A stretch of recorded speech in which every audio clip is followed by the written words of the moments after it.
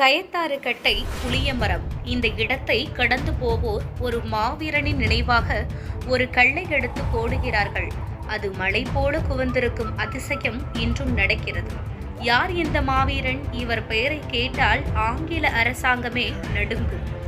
இவரிடம் வரி கேட்டு வந்தான் மாக்ஸ்வெல்.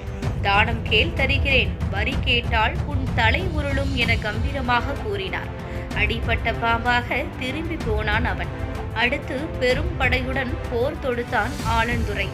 பீரங்கி குண்டுகள் தோற்றுப்போய் வெள்ளையரின் படை மண்ணில் சாய்ந்தது. உயிர் தப்பிக்க ஓடினான் ஆலந்துரை. கலெக்டர் ஜான்சன் துரை கண் முன்னே தன்னை கைது செய்ய வந்த தளபதி கிளார்க்கின் தலையை வெட்டி வீசினார். ஜான்சனின் பதவியும் பறிபோகச் செய்தார்.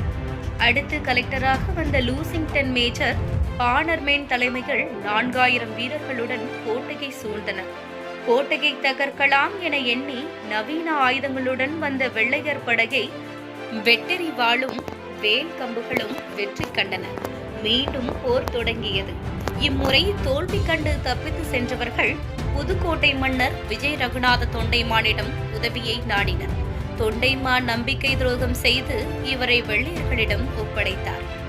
மரணத்தை துச்சமா எண்ணி தூக்கு கயிற்றை முத்தமிட்டு தானே கழுத்தில் மாட்டி தொங்கினார் இம்மாவீரன். இவர் தூக்கிலிடப்பட்ட இடம்தான் கயத்தாறுகட்டை புளியமரம். அந்த வீரன் யார் தெரியுமா? அஞ்சாத நெஞ்சும் படைத்த நீதி நேர்மையுடன் பாஞ்சாலங்குறிச்சியினை 47வது மன்னராக ஆட்சி புரிந்த மன்னர் வீரபாண்டிய கட்டபொம்மன் ஆவார்.